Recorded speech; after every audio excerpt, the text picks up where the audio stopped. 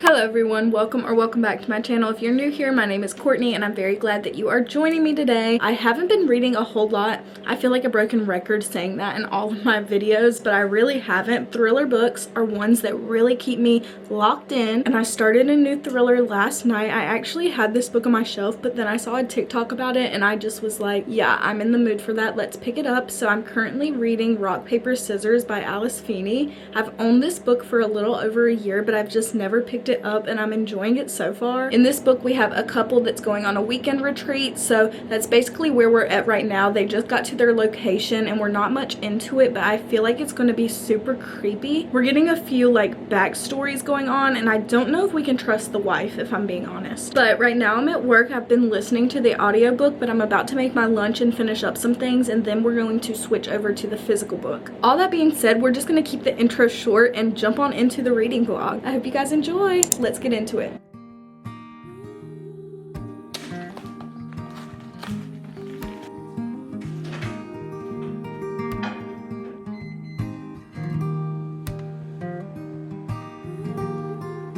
It's hard to imagine feeling unhappier than I do right now.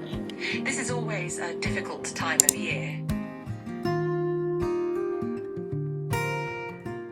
Hello everyone, so I'm back from work now. It's about 5:30 right now, maybe. Yes, it's 5:34 right now. I really haven't been feeling good over the past few days anyways, but today it's just really kind of hitting me. As I'm getting home, I'm just feeling really tired, so I think that right now what I'm going to do is light up some candles in the living room and kind of just lay down and listen to the audiobook of Rock, Paper, Scissors. I'm still reading that. I read a little bit of this physically in the office earlier, and I've been listening to it as well. I think that I'm on chapter 12, something like that. It's kind of hard to say because they don't label them by chapters in the book. It just kind of goes between point of views, but either way, I think that that's what I'm gonna do, is just lay down and listen to the audiobook while I'm drinking maybe some tea or something like that. Let me see, I think I put my bookmark where I was. Yes, I think this is where I'm at right now. I'm on page 57. I don't know how many pages are in this. Let's see. Oh, it looks like right under 300, so it would be amazing if I could read a big chunk of this. Thrillers are typically easier to read for me. They're more fast-paced of a reading style for me. I don't know why that is, but I also thought it would be nice if I could only read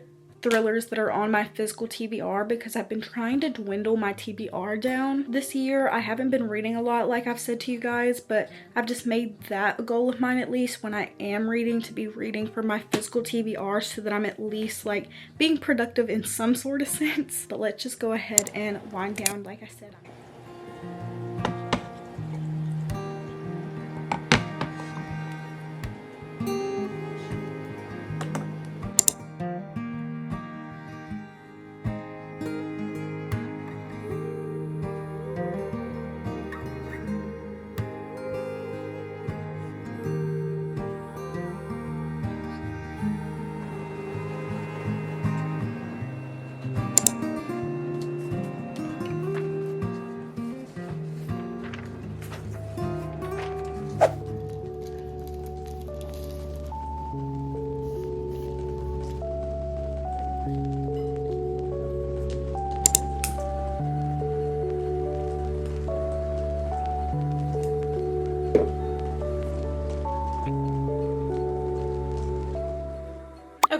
am back from the shower now.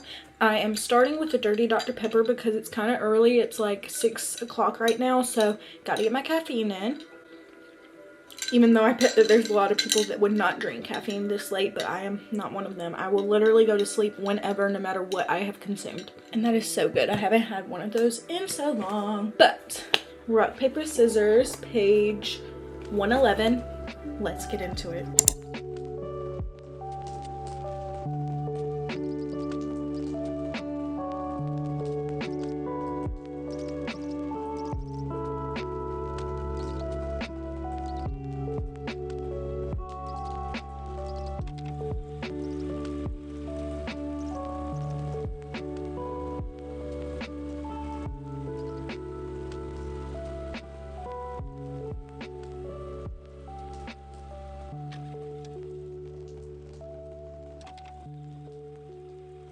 Okay, let's do a little bit of an update. I'm on page 155 now. I've been reading for about an hour, and things are definitely starting to progress more than they were in the beginning. I feel like things at the beginning were kind of slow. It definitely was setting the scene, but there was nothing really creepy happening. But now, through like the dual point of view, we're getting some like kind of inner thoughts of the husband Adam, and he is kind of sussing me out right now. But earlier in the book, Amelia, the wife, was seeming a little sus, so I don't know which one of them is going to screw the other one over. If I had to choose right now, I would say probably Adam. But we have been introduced to another character that's kind of just lurking, following them around, so I feel like they're definitely plotting something. I don't know if I said this earlier, but the reason that the couple is at this chapel is because Amelia won this in a raffle, though she doesn't know who sent it to her. This woman, Robin, who knows things about Adam and Amelia, invited them there, and I want to know why. Because she's being really creepy. Right now their dog is missing, and I am not okay with that at all. Like, leave the dog out of whatever this is. I'm hoping that they find it soon. But other than that, I really don't have any more updates. I think that things are about to really hit the fan. Like, I think in the next 50 pages, things are going to hit the fan a little bit more. But we're also getting chapters that are like letters that Amelia has written to Adam over the years, but he just hasn't read them. And they have me thinking also that Amelia could be out for Adam, because it seems like he hasn't been a very attentive husband, and she's very resentful of like his career just because he always prioritizes that over her. So I don't know, like, this is a good thriller in my opinion, like, because I don't know which way it's going to go. I feel like I'm usually good at being a sleuth, so let's just keep on keeping on, y'all.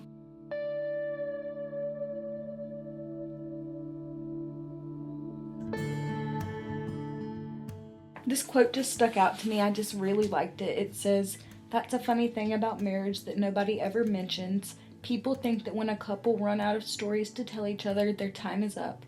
I could listen to your stories all day, even the ones I've already heard, because every time you tell a story, it's a little different. Nobody knows everything about another person, no matter how long they've been together. But if you ever feel like you know too much, then something is wrong."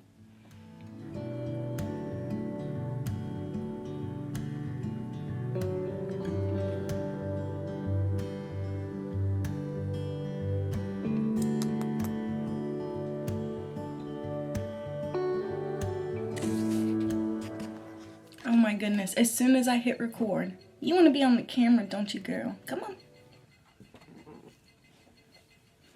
Oh, Miss Girl. Alright, there you go. Say hey.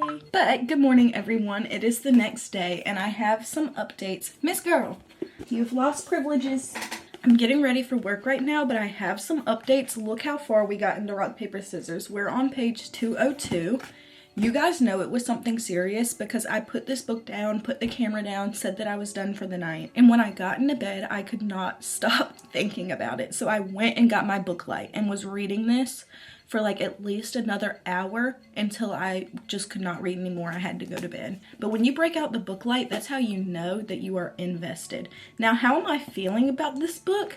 things definitely have progressed. I think that it was a little slow at the beginning, but it was really setting the scene. But now things are getting more intense, things are coming to a head, and I just still don't know if we can trust the husband. I think that the wife's in the clear, but me thinking that also makes me think that she's going to be involved in the plot twist somehow. But this odd character that just is living inside of this cottage that's near the chapel, they are creeping me out. Like, they are following the people. They still have their dog, which I am upset about. She slashed their car tires, so even if they could get out of the snow, there's no way that they can leave. And I just think that this is about to hit the fan.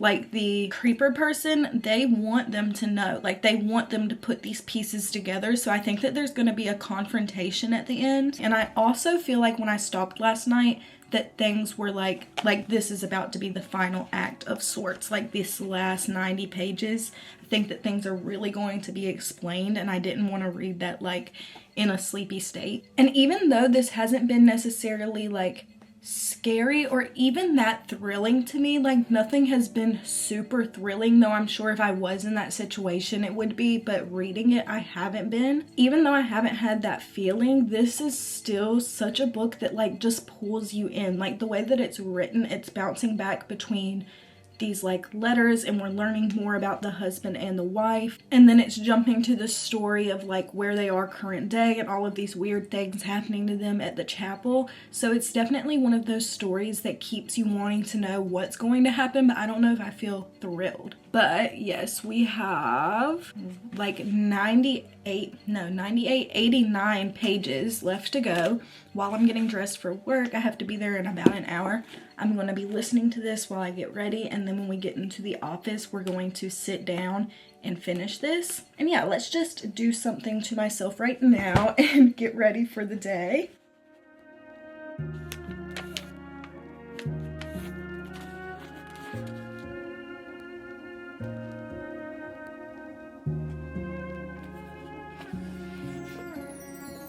The plot twist is twisting, and I am just so like mind fucked right now on what we're reading. Like, everything has been a lie. What?